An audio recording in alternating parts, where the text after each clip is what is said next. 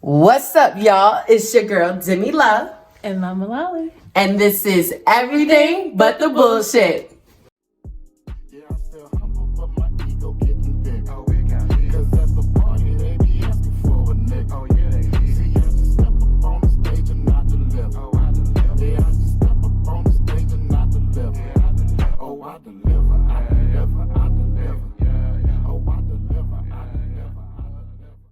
What up? Hey, y'all. We be. What's up, y'all? It's your girl, Demi Love. And Mama Lolly. Welcome back to the EBTBS Lounge. What's up, y'all? I'm sorry. We sorry that it's been so long. Like, we know it's been so long. Yeah. We apologize, but you know life. Listen, I missed us. Shit. I did too. Like, damn. And just all the things that have happened, it does feel good to So much. finally get back into the swing of everything. Yeah. But we are back, you guys, with a new episode, and this is called Ideliver Black Women Unseen. This is a review and conversation about the documentary Unseen. That is actually available without commercials on IMDb TV. I always fuck that up, so I had to make sure I looked at that. And it's best to get the ones without the ads because... because the ads always come in. Like, I forgot why parts. Right. I hated cable. Right. And that reminded me why I hated cable. So, this episode is going to be a little deep, and it might be a little heavy. But it's definitely something that needs to be talked about. It should have been talked about. But before we get so deep and heavy into it, let's get all, formalities out of the way. Make sure y'all hit that subscribe button. Make sure you hit that bell so you always know what's going on. Make sure you hit that share and that like every time you see a video. Make sure you guys are following us on all our social media, on Facebook at Everything But the BS, Twitter and Instagram alike at EBTBS_. And as always, for your merch, make sure you're going to everythingbutthebull.com. Shout out to Bright Creation 757 who puts this all together, who gets it out to you guys quick, fast, and in a hurry. We still got COVID, so we still got the mask. So make sure you go in there. Wear your mask. Wear them, please. Shut up. And thank you. Shut up. Don't want to hear it. Wear your mask. Just wear them. And make sure you wear ours, so everybody know you ain't about that bullshit. Exactly. Bomb. But this episode, we stumbled across this documentary. Right. Because like we said, it's been a crazy 2-3 weeks, you guys. It's been crazy. A lot of things have been going on. So we've been spending a lot of time in front of the TV.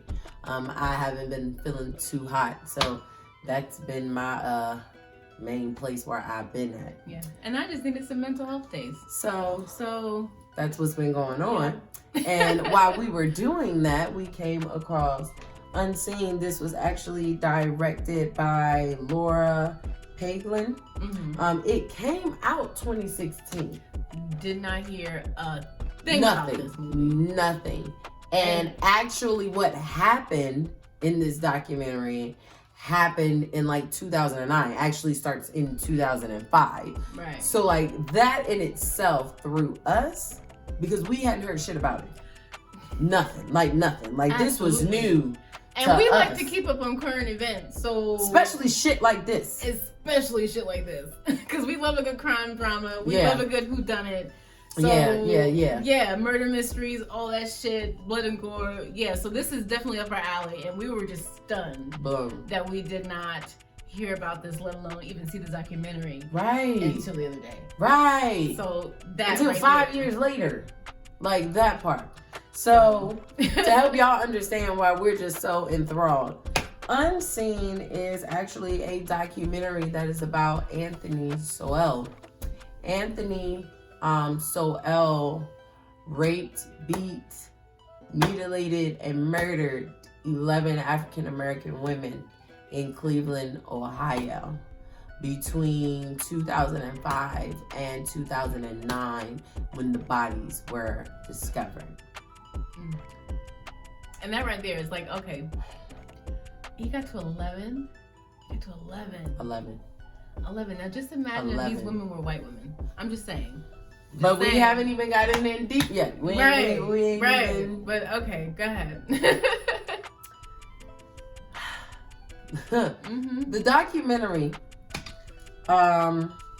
starts out with a woman telling you a story about her going with this guy that she ain't know him. You know what I'm saying? She had never talked to him, but she had seen him.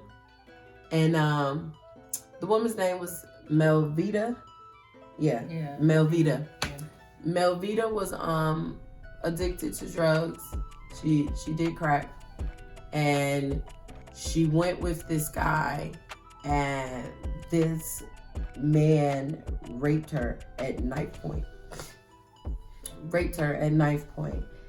She escaped onto the roof of the house where she signaled a neighbor to call the police.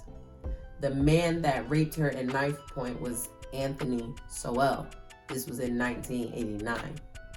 He was convicted of Melvita's rape and was sentenced to 15 years in prison.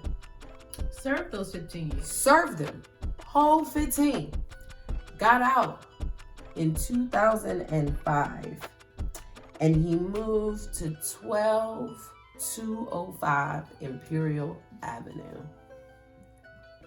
Like, the fact I even know that address by heart is a little disturbing to me. But you have to, like, you have no choice. Yeah. But to know this. So, yeah. This damn address, like, you have no choice. Yeah. These women, for 3 years, women were coming up missing in the Mount Pleasant area. This is the area in which Anthony Sowell's home was at. It was the Mount Pleasant area. Yeah, after he got out of prison. He moved, and he found a house, and he moved in, and this is where he's been staying. Upstanding citizen, in all accounts, as far as the people around, like, no one's really... Yes, as far as from what they felt from him. Right. Put it that way. Right. You know, everyone kind of said the same thing about him. They didn't get a feeling of anything negative or right. They didn't get a bad vibe from him. Or not right. You know. When it came to him. Anthony started doing drugs. Now, it's unclear. We don't know if this was something that started like before he went to prison, after he got out of what, but he was doing crack himself. And it seemed, at least to us, the crack was something that he just utilized after a while as like an excuse. Yeah. To do what he did.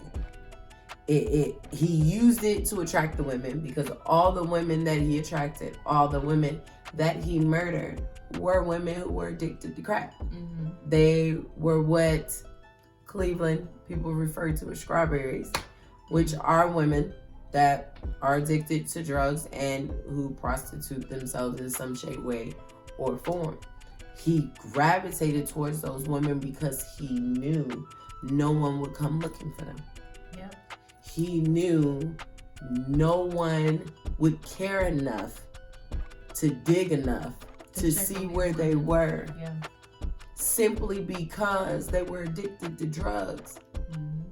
Simply because they were addicted to drugs. They were known to be street walkers. And of course, we all know all the things that come with being a drug addict. You know what I mean? We know the stealing. We know the selling. We know the neglecting the household, the family, the kids, the staying out late, people buying the paraphernalia. Right. Seeing the paraphernalia all around. And so, of course, these are all things that these women are displaying and experiencing every day because they're dealing with an addiction. Mm-hmm. And they're dealing with an addiction with no one to care to help them. Yep. Because just like with the opioid crisis that's going on now, there's hope for that. Yeah. But there's still crackheads out there. Yep. There's still, Black people that are going through those same issues, but yet they're not looked at as them having a disease. Right. They're looked at as them being part of the problem with right. the community, and they need to be eradicated. And that's bullshit, because they're not a part of the problem. The problem made them a part of it. Like, I don't know any other way to say that, but the problem made them a part of it.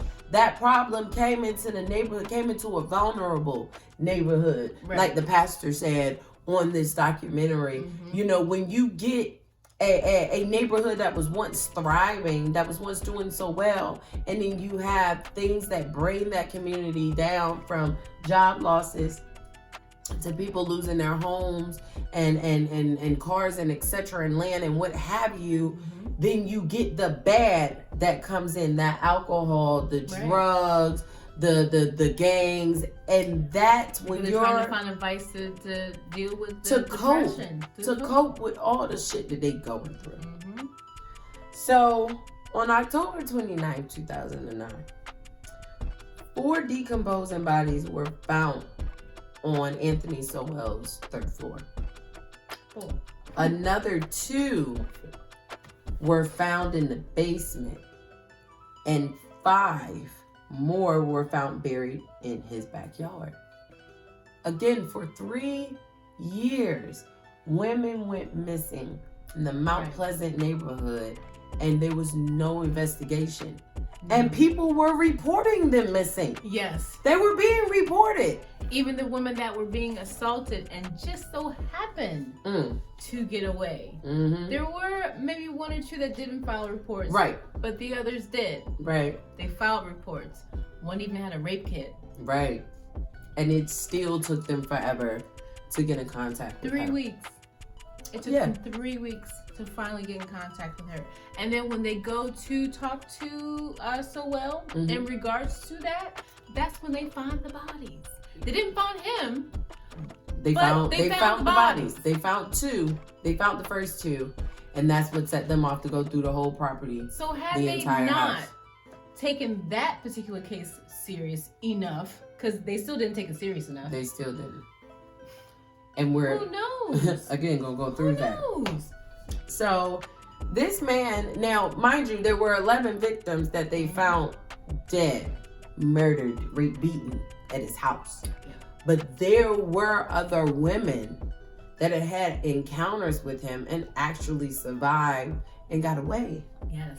So one woman was a Sean Morris. Sean Morris was a victim of his 2 weeks before his arrest. 2 weeks before his arrest. He I know, it's so hard to explain. Like, bro, 2 weeks. It's just so mind-boggling how they did not catch this man. And it's mind-boggling how they didn't see the signs. Right. Because... Explain it. Oh my God. Because, So, Sean, she jumped out of the 2nd story window, okay? Out of Anthony Sowell's home. Now, butt-ass naked. Now, a nearby business actually catches this on camera, where you see her butt-ass naked on the ground, and you see Anthony Sowell butt-ass naked trying to like get her up. Like he looked like he looking around for some shit. Right. I don't know what he's looking for. It looked like he was looking out of the gate because there was a gate right there. Okay, maybe and it seemed like he was doing. Looking over the gate because someone outside had saw her fall. Yes. And they called 911. Yes. Mama Lolly got me. She just couldn't cross me, but I was getting there for y'all. But it's all right. She right though. A passerby saw her fall, called 911, and was like, "Yo, you need to hurry up and get the police over there." Mm-hmm. They took her to the hospital, but she didn't press charges. No, she didn't press charges because, like she said, she's an African-American woman addicted to crack. They're not going to listen to her. They're not going to believe nothing she said. But the sad part was to just look at the bruising that was on her, that was around her neck, that was on her arms. Even if she didn't press charges, she was mangled pretty badly. You would think think that the police would take it upon themselves to say, "Oh hell no, this is just and I've seen situations where that has occurred. Exactly. The victim won't press charges, but the state will, because no, it was too heinous of a crime. Something has to be done. And I feel like that was one of those situations where that should have happened and it didn't. It did not. And the fact that he rode in the ambulance with her. Yes, he rode in the ambulance with her. When she got there and she finally woke up, because she was out in the ambulance, she wakes up, she tells them, "I need to call my husband." They said, "Well, your husband rode with you in the ambulance." And she look at her face. She was like, "Oh no. That's not my husband." Not my husband. Like, he was so much in plain sight that is ignorant. Like, it's just, it's just disrespectful. Crazy. It's just disrespectful how he was just blatantly out there going. He rode in the ambulance with the bitch who he just tried to kill. And the nerve of you, nigga. No one asked any probing questions. None. No one got any real information or statements as to why, A, they were naked, because that would have been my Right. Like, well, what the fuck? Ain't no way in hell that man, if he smoked anything with her, could have been that coherent to explain none of this shit. None of this. So, I'm just like, I don't see how he just slipped through like that.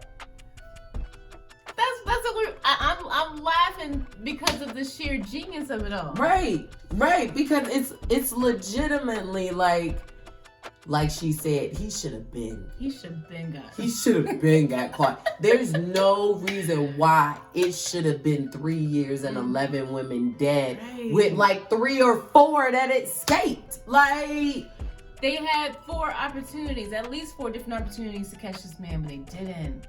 Even the one that she did press charges, it didn't go through because it wasn't enough sufficient evidence. It was insufficient evidence. It was his word against her word. Mind you, again, the bruises. The pictures. What you mean, her word against his and not enough? What more do you need? But again, we're dealing with a black woman who is addicted to drugs in a drug-related neighborhood. So who really cares? Who's really gonna believe a crackhead? And on the paperwork, it showed that she wasn't a credible witness. Yep. So it's just. So it's like, well, what do you really fucking do? What do you do? Because this shit happens. Mm-hmm. This should not have happened. And once again, this is a documentary that came out in 2016. This man did this between 2005 and 2009, and we still didn't hear shit about it. Or, if the ones that are out there that have heard about it, it was few and far between. This was kind of like a Cleveland. It had to have been thing. It had to have been. I do not remember seeing this on national news. Never at all. Ever. And oddly enough, Anthony Sowell died this year. Because he was sentenced to death. Because he was sentenced to death for his crimes, but he didn't die of an execution. Nope. He did not die of an execution. He died of, hold on, because I wrote it down so I can make sure I said it to y'all correctly, like they wrote it. I think it wasn't. Hold on, I got it. He died on February 8th, 2021 of an unspecified illness that he contracted on January 21st, 2021. And that ain't COVID. I don't know what it is. But they said it ain't COVID related. Whatever. He died this year, and we still didn't hear nothing. Ain't hear shit about that. And that was February 8th. It took for us to just be on fucking. I think we were on Amazon Prime, searching around for shit, and to see it, for it to pop up. That's the only way that we knew. How does something this heinous go for so long? And you mean to tell me no one knows anything, no one says anything, no one helps these women? And the women that did survive, they did nothing for these women. they didn't check up. They didn't, do the investigation properly. They did find out that one of the women that happened to die, her children had filed a missing persons report for her. Was it Crystal? It was Crystal Dozier. Crystal Dozier. They told the children, they told the son, well, she's an adult. She has the right to go missing. She's 18 years old and she has the right to go missing. Like, that's it. Like, there's pretty much nothing we can do because she's grown. Are you serious? And she can go wherever she wants to go without telling you. I know my mother's, comings and goings. Yeah, she may have been addicted. She may have had a drug problem. Okay, we understand all that. However, she's still a person. She's still worthy of being cared for and thought of and made sure that she's okay. Mm-hmm. If nothing else, if her son can forgive her for all her past indiscretions, I don't understand. And it won't even, I'm not even going to say all that. It ain't even so much of her son forgiving. It was just the fact of she's a person. He cared about the fact that she was missing. Yeah. And he had talked to her on Mother's Day. They had gotten into it because she was upset he didn't wish her happy Mother's Day. And he basically told her, like, you didn't earn that title from me, so I'm not going to wish you a happy Mother's Day. She went missing the day after. So the family naturally assumed, like, oh, she's mad because he didn't wish her a happy Mother's Day, like, whatever, she'll come around. But after a couple of days that went by, ain't nobody heard from her, seen her. They're like, okay, something's not right. The son files a missing persons report, the daughter files a missing persons report, and one of their aunts files a missing persons report. Nothing. Still nothing happens. And it's that part for me because I'm like, I can't help but say, okay, if this was a white lady, right? If this was a white girl, a white boy, y'all would have been on it. No question.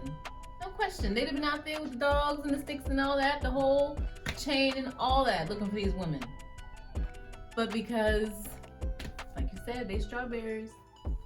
They'll mean shit to about strawberries. They'll mean shit to like them. These women, some of the survivors have also said that, they've seen, after their attack, they've seen people laughing at them. Yeah, like there were a couple of women that actually like escaped, are walking down the street needing help. You can tell they need help. They look like mangled animals. Like when we say he was fucking these women up, he was fucking these women up. He had no intent of keeping any of them alive. Nope. He had no fucking intent of keeping them alive. So you have a woman walking down the street, bloodied, beaten. Hell, if she got clothes on, they hanging off or ripped off or torn off. Because he was good for ripping clothes off of them. So, and people are laughing as she's walking down the street. One woman ran into a pizza shop, bleeding. She got a cut on her saying that, hey, call the police. This man just tried to murder me. And they laughed at her and told her they didn't want no parts. Get out they store because she getting blood on their floor. That's what you say to a human fucking being? That you clearly see is in distress. Like, I'm confused, but if it was you, you would want someone to help you.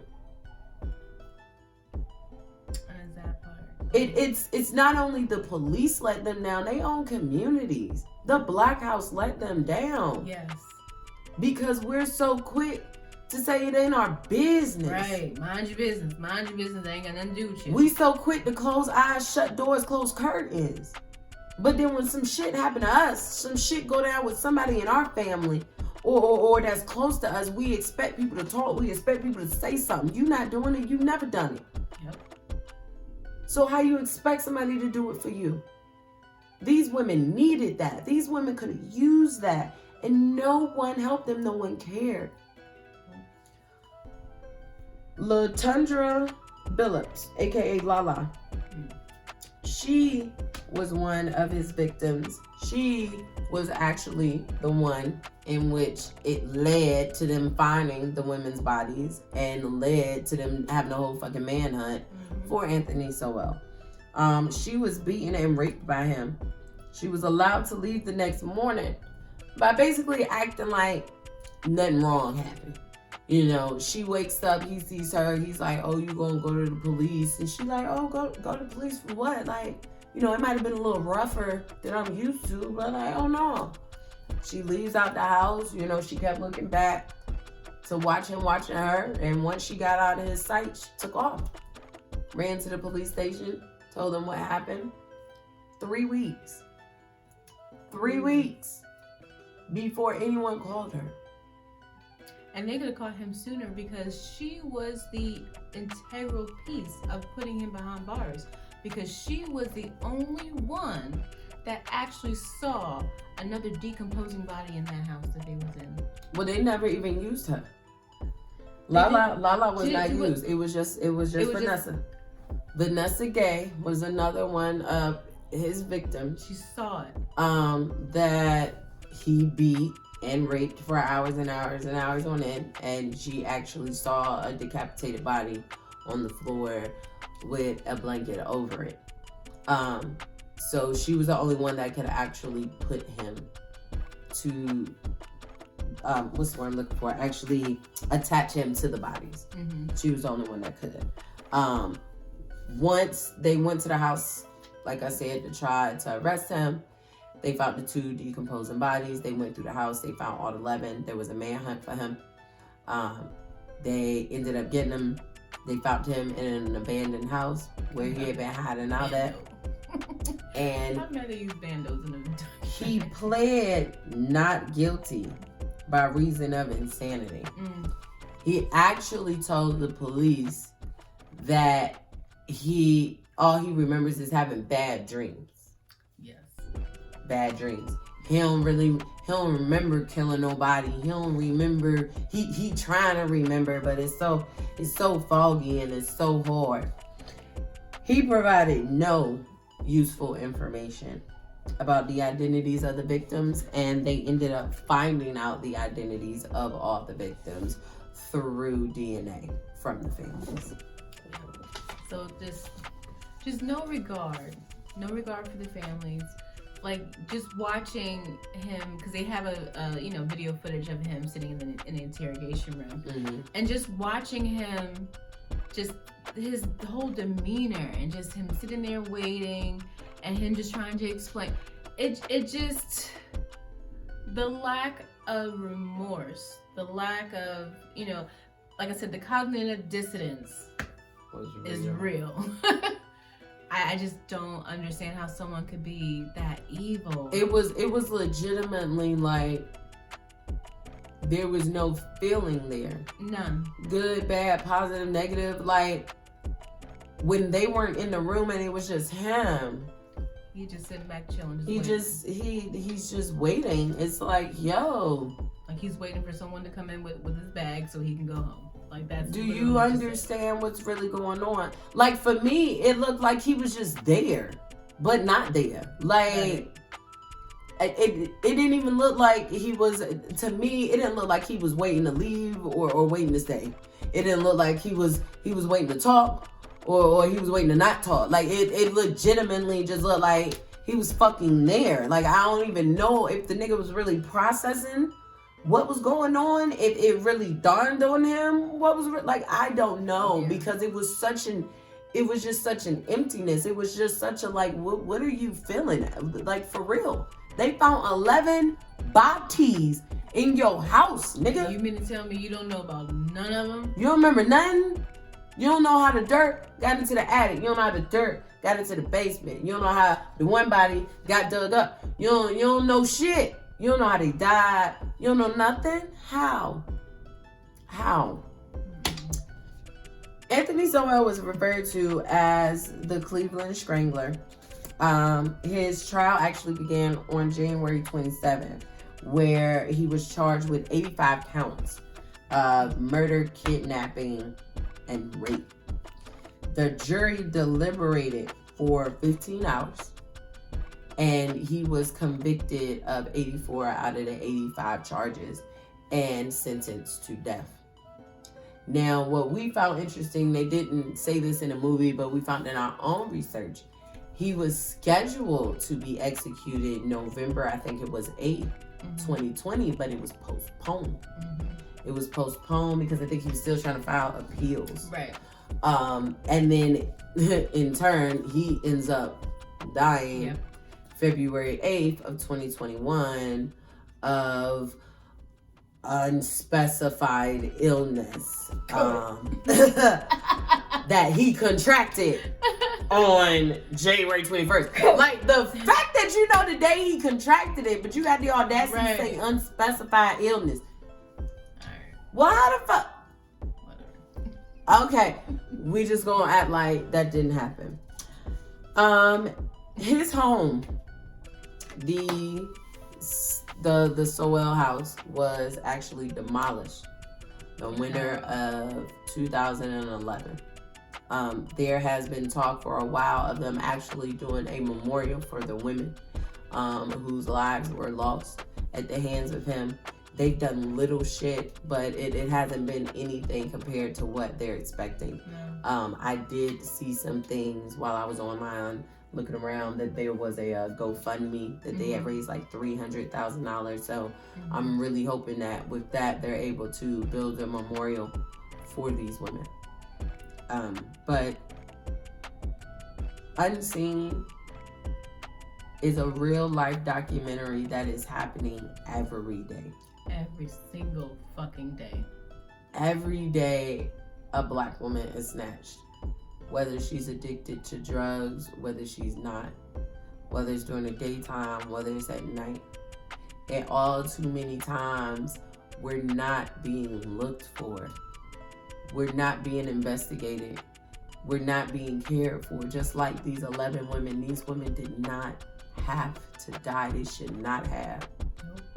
It could have been stopped so many times, but because they were black, because they were addicted to drugs, their lives did not matter. They were looked at as garbage. One business owner in the neighborhood on the documentary said he wished that there were 1 million Anthony Sowells to take out the garbage. And the garbage he was referring to were those black women that he killed. Because to him, they're garbage. And it's like you want to be angry at him for that sentiment, but at the same time, you still understand it because he's not the only one that thinks like that. Right. Because again, these women walk through their neighborhoods with people laughing at them. Their own men aren't protecting them. Our communities aren't protecting them. Our own black house laughed at them. Our own black house said they were garbage. When they were laughed at, when they were not taken seriously, when not one fucking person went to go wrap an arm or a coat or a jacket or anything around them, that is what they were saying. They were saying exactly what that man said out loud. They just said it in their head. They just said it with their actions. We have to do better. We all struggle and deal with so many things in so many different ways. And we have got to stop judging people based off of that. You don't know anyone's story. And regardless of what it is that they're struggling with, death, to be beaten, to be raped, to be mutilated, to be treated like garbage. These were women, mothers, sisters, aunts, daughters. They had family that loved them regardless. Through all the shit that they were dealing with, they were still loved and cared for. Those people worried. And to know that so many folks could have did so much more. Right. So much more could have been done for them that was not done, and it's sad. And we have to do better, you guys. We have to do better. We do, because in order for us to get better as a people, we have to start caring about ourselves. We have to start caring about the people that are around us that are not just our blood. We got to start caring about. We have to start caring about us. We have to start caring about the people that are around us because we inherently want them to care about us. Yes, exactly. You gotta give it to get it. You have to. You have to. And this is the first step. Acknowledging that, yes, we need to change this. And the next person you see that needs help in that way, even though you may not have that much time, or even though you may not want to get involved. Cool. Make an anonymous 911 phone call, people. It's simple shit. It's so simple. Nothing but people a call. Do it every day. It's nothing but a, hey, I don't have that much time, but I can get you to a police station. I don't have that much time, but I can get you somebody that you can trust. Because again, if it was you in that situation, you would really want someone to help you. And you shouldn't be shocked when they don't. Because, yeah. We're doing it every day. We're doing it. This documentary, again, you guys can watch it with the commercials on IMDb TV. They do have it available other ways that you can actually rent it or purchase it without the commercials. Please definitely take a look at that. Get yourself familiar with that. Look out for one another. Take care of one another. Care about one another. For real. Just a little bit more. Just a little bit. As always, guys, make sure you following us on social media. Everything But the BS on Facebook, EBTBS_ at Twitter and Instagram. Make sure you're going to get the merch at Everything But the Bull. Subscribe, share, like, hit that bell. It's your girl, Demi Love. Mama Lolly. We out, y'all. Bye. Bye.